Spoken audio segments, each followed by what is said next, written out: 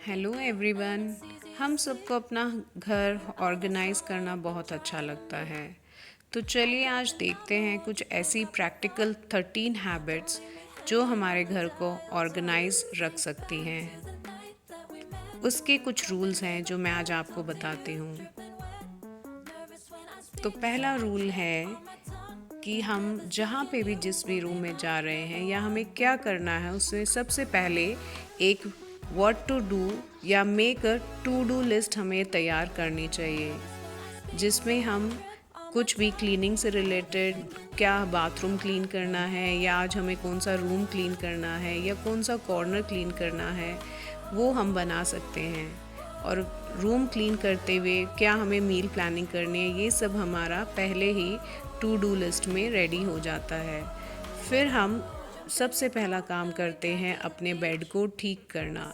Make a bad habit का मतलब है सबसे पहले आप अपने बेड को ठीक कर लीजिए, तो आपका रूम आधे से ज़्यादा अपने आप क्लीन हो जाएगा।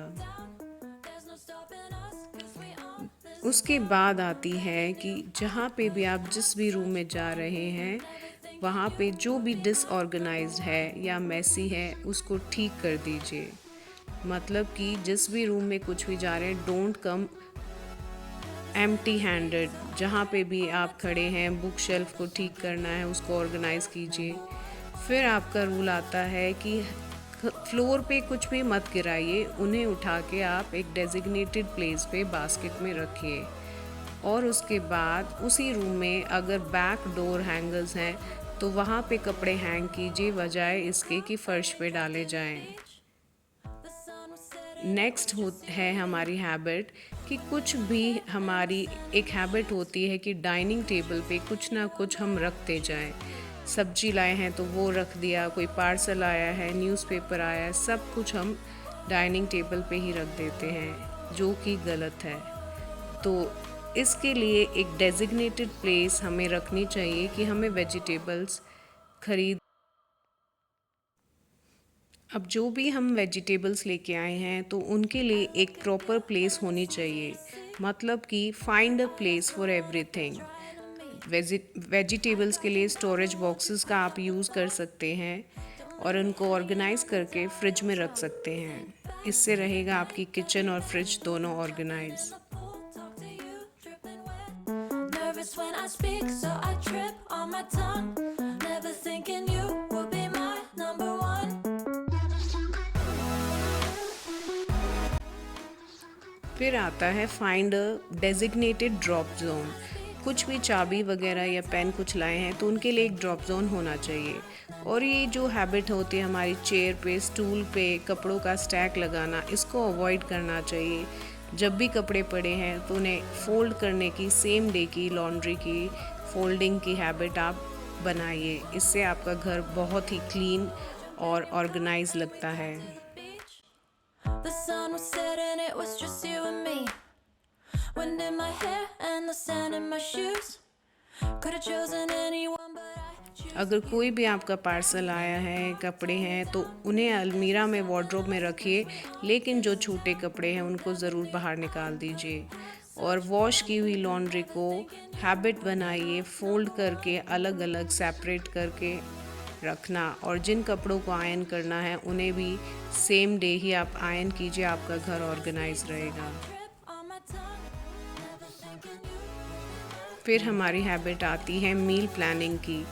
ये कि हमें कल मॉर्निंग में क्या बनाना है उसकी आप चॉपिंग कर सकते हैं। स्प्राउट्स हैं, दाल भिगो सकते हैं। और वेटिंग टाइम में कुछ भी आपका टाइम है तो उसमें अपने किचन के यूटेंसिल्स को आप ऑर्गेनाइज कर सकते हैं, जो आपके किचन को बिल्कुल क्लीन और टाइडी रखेगा।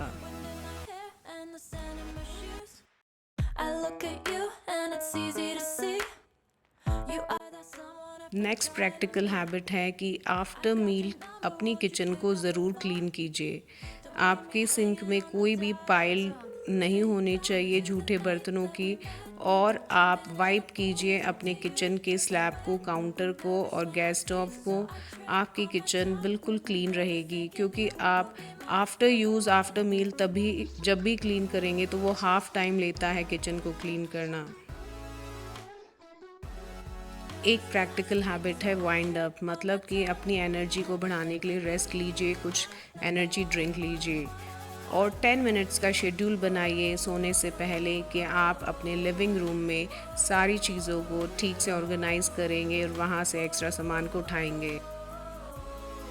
एक क्लीन बाथरूम की हैबिट होनी चाहिए कि जब भी हम यूज़ कर रहे हैं तो हमें क्लीनिंग सप्लाइज बाथरूम में ही स्टोर करनी चाहिए और क्लीनिंग के बाद हमें अपने बाथरूम को वाइप डाउन ज़रूर करना चाहिए ताकि जो भी हमारी प्रैक्टिकल चीज़ें हैं, स्क्रबर हुआ या वाइपर, वो बाथरूम में ही होना चाहिए कि हम बिल्कुल वहीं पे क्लीन कर सके। आई होप आपको ये मेरी प्रैक्टिकल टिप्स समझ में आए और अच्छे लगे। लाइक कीजिएगा, सब्सक्राइब किए बगैर मत जाइएगा। Thanks for watching. फिर मिलेंगे एक और अच्छी वीडियो के साथ। Bye, take care.